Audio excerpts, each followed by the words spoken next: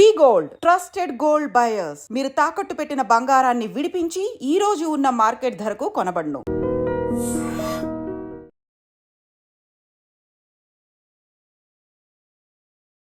నమస్కారం, welcome to iDream. నేను మీ ఝాన్సీ. నరాల బలహీనతతో చాలామంది బాధపడుతూ ఉంటారు. అసలు ఈ నరాల బలహీనత ఎందుకు వస్తుంది, ఎవరెవరిలో వస్తుంది, వచ్చినప్పుడు తీసుకోవాల్సిన జాగ్రత్తలు ఏంటి, ఈ విషయాలన్నీ తెలుసుకుందాం. ప్రస్తుతం మనం 40 ఏళ్ల అపార అనుభవం కలిగిన ఆయుర్వేద వైద్యులు డాక్టర్ బాలకిషన్ గారి దగ్గర ఉన్నాము. నమస్కారం అండి. నమస్కారం. సార్, నరాల బలహీనత అనేది ఈ మధ్య కాలంలో చాలా ఎక్కువగా చూస్తున్నాము. అసలు రావడానికి కారణాలు ఏంటి, వచ్చినప్పుడు మనం ఎలాంటి జాగ్రత్తలు తీసుకోవాలి? మీరు అన్నట్టుగా నరాల జబ్బులు అనేటివి తరచుగా కనిపిస్తున్నాయి, వింటూ ఉన్నాం. నరాల వీక్నెస్ అని చెప్పేసి వాడుక భాషలో చెప్తూ ఉంటారు. అవును. సో మీరు చెప్పినట్టుగా చిన్న వయసు వారికి కూడా వస్తున్నాయి, అది గమనించవచ్చు. Elementary stage, it is below 10 years పిల్లలకు కూడా నరాల జబ్బు వస్తుంది. కారణాలు ఏంటి, తర్వాత దానికి కానీ ఎలాంటి జాగ్రత్తలు తీసుకోవాలి రాకుండా అడ్వాన్స్గా అనేది కూడా చూడాలి. ఫస్ట్ కారణాల వైపు వెళ్దాం. కారణాల వైపు వెళ్ళినట్లయితే మనకి ఆహారం, పుష్టికరమైనటువంటి ఆహారం తీసుకోవట్లేదు ఫస్ట్. అండ్ ఇంత పూర్వకాలంలో చిన్నపిల్లలకి పుట్టిన మరుక్షణం, శిశువు జన్మించిన మరుక్షణం నుంచి తలకి నూనె పెట్టేవాళ్ళు. నైట్ రాత్రి పడుకునే వరకు ఉదయం 5 గంటలకు పాపాయిలు వేస్తే రాత్రి 7ంటికి 8ంటికి పడుకునేవాళ్ళు. అప్పటి వరకు 10 నుండి 20 మార్లు తలకు నూనె పెట్టేవాళ్ళు, మంచి నువ్వుల నూనె పెట్టేవాళ్ళు. సో దానివల్ల శరీరంలో ఉన్న అన్ని నరాలు పట్టు చేయకూడదు. ఆ పట్టు జీవితకాలం ఉండేది. అందుకే పూర్వకాలంలో చాలా గట్టిగా ఉన్నారు, చాలా పుష్టిగా ఉన్నారు, అన్ని పనులు చేయగలిగారు, ఏమి అవ్వలే అని మనం అనుకుంటుంటాం.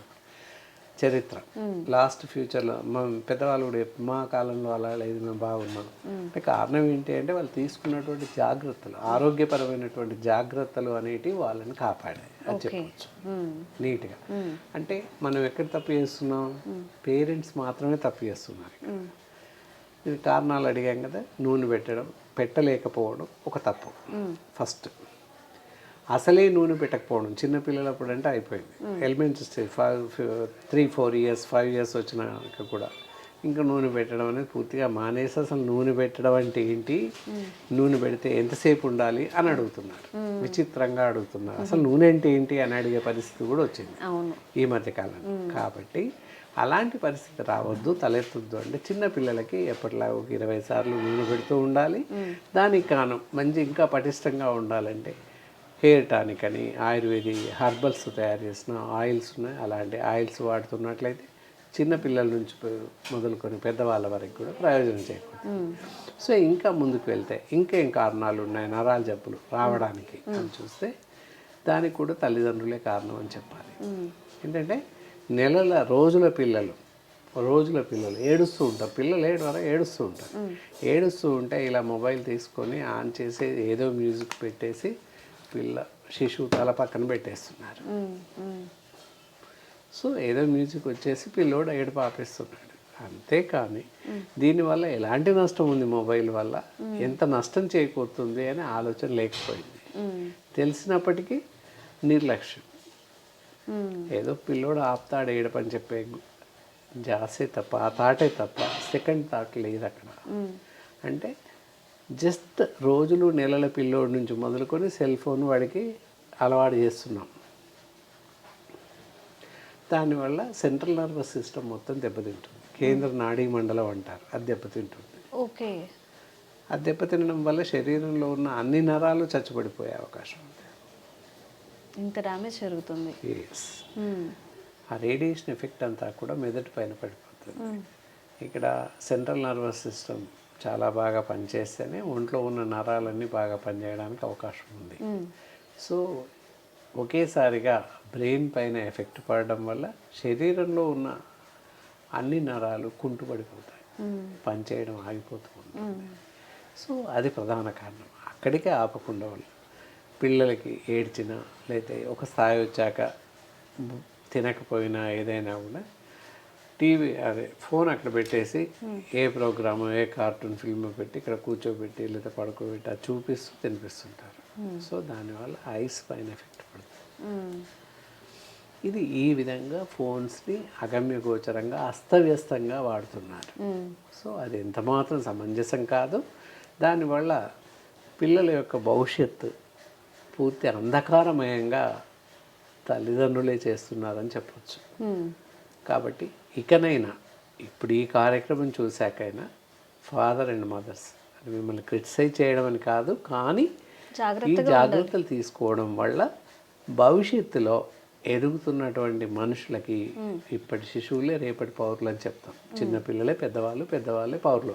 సో కాబట్టి ఈ జాగ్రత్తలు తీసుకున్నట్లయితే వాళ్లకు మరింత మంచి జీవితాన్ని ఇచ్చిన వాళ్ళు అవుతారు. కాబట్టి ఈ గమనికను ఆలకించి అవలంబించే ప్రయత్నం చేయండి. ఓకే. ఇలా ఈ విధంగా నరాల జబ్బులు వస్తాయని చెప్పచ్చు ప్రాథమికంగా. ఇకపోతే మరి మనం చేసే ఇంకా దురలవాట్లు ఏమున్నాయి, మనం ఇంకా దేని వల్ల ఏ కారణాల వల్ల వస్తాయి అని తెలుసు. అతి ఎక్కువగా బరువులు ఎత్తడం, లేదా గబగబా మెట్లు దిగడం, వెళ్ళడం, ఎక్కడం, ఇలాంటి పరిగెట్టడం, అంటే అష్టవంకర్లుగా వెళ్ళడం, లేకపోతే ఇది చేయడం. తర్వాత దాంతోపాటుగా అసంబద్ధమైన ఆహారం తీసుకోవడం, ఏమాత్రం పుష్టికరమైన ఆహారం తీసుకోలేకపోవడం. ఓకే. ఎస్, ఏదో ఒకలాగా ఆహారం తినేయడం అంతే. అసంబద్ధమైన ఆహారం, తినకూడని ఆహారం తీసుకోవడం జరుగుతుంది. ఎంతసేపు పిజ్జాలు, బర్గర్లు, కేకులు, బేకరీ ఐటమ్స్, ఫాస్ట్ ఫుడ్ సెంటర్లో లభించేటటువంటి ఆహారం, నూడిల్స్ అవ్వచ్చు, ఫాస్ట్ ఫుడ్ సెంటర్లో రైస్, ఎవ్రీథింగ్ ఈజ్ దేర్. ఇవన్నీ తినడం విషం అనే చెప్పాలి తప్పనిసరిగా. విరుద్ధ ఆహారం విషం అనే చెప్పచ్చు. ఫాస్ట్ ఫుడ్ సెంటర్లో లభించేటటువంటి నూడిల్స్ కానీ, రైస్ వగైరా వగైరా తీసుకోవడం వల్ల క్యాన్సర్ మాత్రమే వస్తుంది. అందువల్ల దాంతోపాటుగా మెదడు అంటే సెంట్రల్ నర్వస్ సిస్టమ్ దెబ్బతినడానికి కూడా అవకాశాలు ఎక్కువగా ఉన్నాయి. కాబట్టి బయట ఆహారం తీసుకోకపోవడం శ్రేయస్కరం అని చెప్పచ్చు. డాక్టర్ గారు, ఆహారం గురించి మనం మాట్లాడుకుంటున్నాం కాబట్టి ఈ జంక్ ఫుడ్ తినకూడదని మీరు చెప్తున్నారు, బేకరీ ఐటమ్స్. మరి ఎలాంటి ఆహార పదార్థాలు మనం తీసుకుంటే ఈ నరాల బలహీనతని మనం తగ్గించుకోవచ్చు? ఇక్కడ నరాల పట్టు రావడం కోసం ఎక్కువగా పీచు పదార్థాలను ఆహారం. సపోజ్ ఎగ్జాంపుల్ చూసినట్లయితే వంకాయలు, బీరకాయలు, సోరకాయలు, పొట్లకాయలు, ఇవి ఎక్కువగా తీసుకోవడం. దానివల్ల కండరాలు, నరాలు బలిష్టంగా తయారయ్యే అవకాశం ఉంది ఆహారంలో, ఆహార వినియోగంలో. ఓకే. ఎస్. నాన్ వెజిటేరియన్స్ అయినట్లయితే మటన్ పూర్తిగా మానేయడం ఎంతైనా శ్రేయస్కరం. మటన్, ఫ్రాన్స్, ఎండు చేపలు పూర్తిగా మానేయాల్సిన అవసరం ఉంటుంది. తినకూడదు. కూల్ డ్రింక్స్ కూడా ఇందాక చెప్పినట్టు శీతల పానీయాలు ఏవి కూడా తాగకూడదు, అవి పూర్తిగా మానేయాల్సిన అవసరం ఉంటుంది. అలాగే ప్యాకేజ్డ్ ఫుడ్, ఏదైతే ప్యాకేజ్డ్ ఫుడ్ ఉంటుందో అది తినకూడదు. ఈ రోజుల్లో ఉదయం నిద్ర లేసినప్పటి నుండే ఈరోజు రాత్రి పడుకునే ముందు రేపు ఉదయానికి బ్రేక్ఫాస్ట్ ఆర్డర్ ఇవ్వడం, లంచ్ ఆర్డర్ ఇవ్వడం, డిన్నర్ ఆర్డర్ ఇవ్వడం జరిగిపోతుంది. మనం లేవకముందే బ్రేక్ఫాస్ట్ వచ్చి ఉంటుంది. అలాంటివి తినకూడదు. Yes, packaged food should not eat. Pack చేయబడ్డ ఆహారం తినకూడదు. So many preservatives is there. దానివల్ల లాభం కన్నా నష్టమే ఎక్కువ ఉంటుంది. ఇవన్నీ గమనించాల్సిన అవసరం ఉంటుంది. ఇంకొక చిన్న సందేహం ఉంది. గుమ్మడి విత్తనాలు, వీటిని నరాల బలహీనతగా ఉన్న వాళ్ళు తీసుకోవచ్చు అని చెప్తూ ఉంటారు. ఇది నిజమేనా, అపోహ? అదేంటంటే గుమ్మడి విత్తనాలు రోజు ఒక స్పూన్ చొప్పున తీసుకోవడం హెల్త్కి మంచిది. Not for nerves. కళ్ళకు చాలా మంచిది, ఐస్కి చాలా బాగా పనిచేస్తుంది, నరాలకు కాదు. ఓకే. హెల్త్ పరంగా బాగుంటుంది, కానీ నరాల కోసం కాదు, కళ్ళకు పనిచేస్తాయి. నేత్రాలు బాగా పనిచేయడానికి పనిచేస్తాయి. అండ్ B1, B6, B12 బాగా డెవలప్ అవుతుంది. దానివల్ల పొట్టు ధాన్యం కనుక బాగా పనిచేస్తుంది. ఆ విధంగా తీసుకోవచ్చు. గుమ్మడి విత్తనాలు కానీ, రాచగుమ్మడి కూర కానీ చేసుకొని తినవచ్చు, హల్వా కానీ చేసుకొని తినవచ్చు. దానివల్ల ఏంటంటే బ్రెయిన్ షార్ప్గా పనిచేస్తుంది. సో ఇండైరెక్ట్లీ నరాలు కూడా పట్టు బాగా, జ్ఞాపక శక్తి బాగా డెవలప్ అవుతుంది, కళ్ళు బాగా పనిచేస్తాయి. విత్తనాలే కాకుండా గుమ్మడి డైరెక్ట్గా తినేసేయచ్చు. There is no problem at all. అంటే మనకి రెండు రకాల గుమ్మడికాయలు దొరుకుతూ ఉంటాయి. ఒకటి దిష్టి కోసం అని ఎక్కువగా యూజ్ చేస్తుంటారు, ఒకటి కూర గుమ్మడికాయ. ఏవి కూర గుమ్మడికాయ తీసుకోవడం వల్ల ఇవన్నీ ప్రయోజనాలు ఉంటాయి. అండ్ ఇంకొకటి దిష్టి కోసం తీసే గుమ్మడికాయ కూడా, అది కూడా కూరలాగా వండుకొని తీసుకోవచ్చు, జ్యూస్ లాగా తీసుకొని కూడా వాడచ్చు. దానివల్ల ఏంటంటే ఒంటికి చలవ చేస్తుంది. ముఖ్యంగా. అందుకే మరీ ఎక్కువ మంది ఇప్పుడు తగ్గింది, కానీ పూర్వకాలంలో ఆ గుమ్మడి రసం తీసుకుని ఎండాకాలంలో తాగేవాళ్ళు మా చిన్నతనంలో. లేదా వాటితో వడియాలు లాంటివి పెట్టి ఎండాకాలంలో ఎక్కువ పెట్టేవాళ్ళు, వడియాలు పెట్టేసి తినేవాళ్ళు. కారణం ఏంటంటే ఒంటికి చలవ చేస్తుంది అని ప్రధాన ఉద్దేశం అన్నమాట. ఓకే. మరి నరాల బలహీనతకి ఆయుర్వేదంలో ఎలాంటి మందులు కానీ మెడిసిన్ కానీ మీరు సజెస్ట్ చేస్తారు? ఓకే, ఇంత మన నరాల జబ్బులకి లక్షణాలు ఎలా ఉంటాయి అని చూసినట్లయితే, మరీ సివియర్ కండిషన్స్లో చేయి పట్టుకోలేకపోవడం, ఈవెన్ పెన్సిల్ కూడా, స్పూన్ కూడా పట్టుకోలేని పరిస్థితి ఏర్పడడం సంభవిస్తుంటుంది.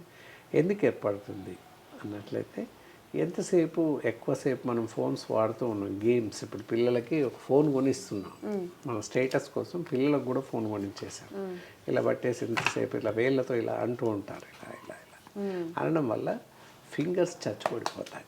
కారణం ఏంటి అంటే, విల్లైస్ ఉంటాయి, రక్త కేశనాళికలు.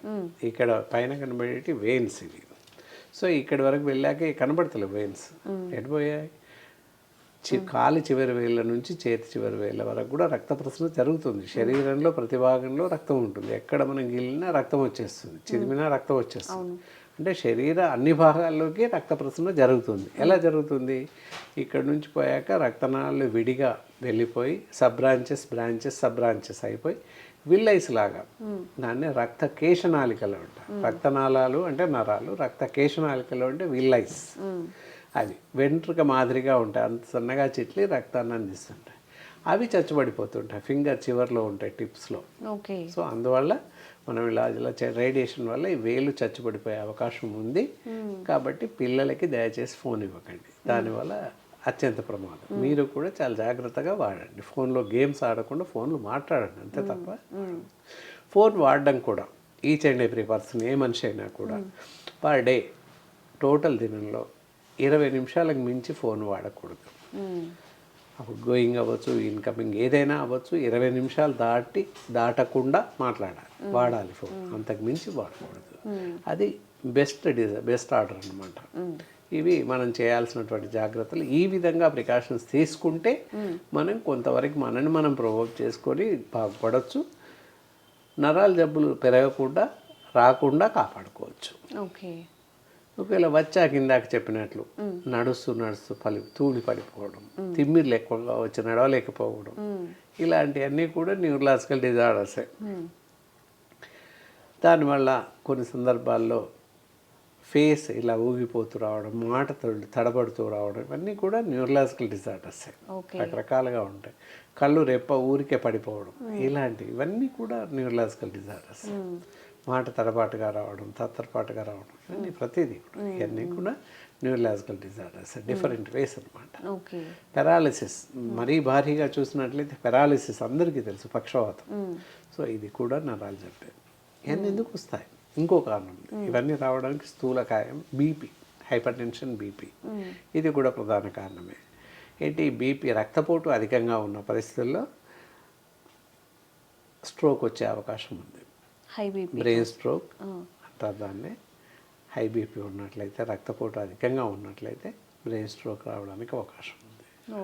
బ్రెయిన్ స్ట్రోక్ మీన్స్ బ్రెయిన్లో ఉన్న నరాలలో, వెంట్రికల్స్లో రక్తం గడ్డగట్టకపోవడం లేదా రక్తనాళాలు చిట్లిపోవడం, ఈ రెండు సందర్భాల్లోనూ పెరాలిసిస్ స్ట్రోక్ రావడానికి అవకాశం ఉంది. కాళ్ళు చేతులు చచ్చుబడిపోవడం, నడవలేకపోవడం, కదపలేకపోవడం, అలాంటి సందర్భాలని ఫేషియల్ పెరాలిసిస్, మూతి వంకరగా పోవడం, మాట రాకపోవడం, ఇవి జరుగుతూ ఉంటాయి. ఇది అత్యధికంగా ఎక్కువ సంభవించిన పరిస్థితుల్లో కనిపిస్తుంది. ఇవన్నీ కూడా న్యూరలాజికల్ డిజార్డర్స్ కిందనే ట్రీట్ అవుతాయి, ప్రతిదీ కూడా.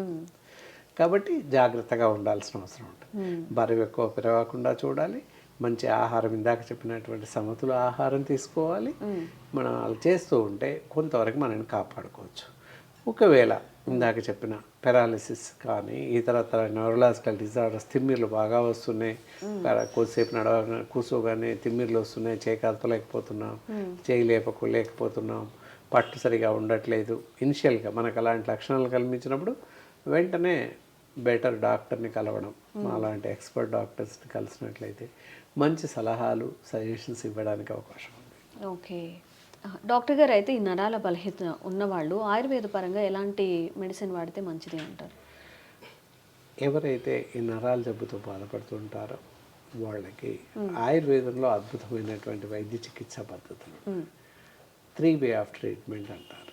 నరాలు చచ్చుబడిపోవడం వాటికి చెప్పకనే చెప్పొచ్చు. మనం అంతా పైన ఆయిల్ గురించి చెప్తూ వచ్చాం. తలకు ఆయిల్ పట్టిస్తూ ఒళ్ళంతా కూడా ఆయిల్ పట్టించాలి. ఆర్థోఫెన్ ఆయిల్ ఉంటుంది, అది పట్టించవచ్చు. లేదా అశ్వగంధాది తైలం ఉంటుంది, అది పట్టించవచ్చు. ఇకపోతే ఐశ్వరెక్స్ మెడిసిన్ అని ఉంటుంది, అది వరుసన ఉదయం సాయంత్రం పాలతో కలిపి లేదా నీళ్ళతో కలిపి రోజు కషాయంలా చేసుకుని తాగుతూ ఉన్నట్లయితే నరాలు చచ్చుబడిపోవడం తగ్గుతూ ఉంటుంది. దాంతోపాటుగా నర్విటోన్ ట్యాబ్లెట్స్ ఉంటాయి, ఉదయం 2 సాయంత్రం 2 మాత్రలు వేస్తూ వెళ్తే కూడా తగ్గుతుంది. ఎవరైనా అవసరమైతే మా డాక్టర్స్ని సంప్రదించి మాత్రమే వాడాల్సిన అవసరం ఉంటుంది. అలా చేస్తే తప్పనిసరిగా ఏ స్టేజ్లో ఉన్నా, ఈవెందో పక్షవాతం బ్రెయిన్ స్ట్రోక్ వచ్చిన వాళ్ళకి కూడా తగ్గిపోయి నయమయ్యే అవకాశం ఉంది. ఓకే, సంతోషం డాక్టర్ గారు. నమస్కారం అమ్మా.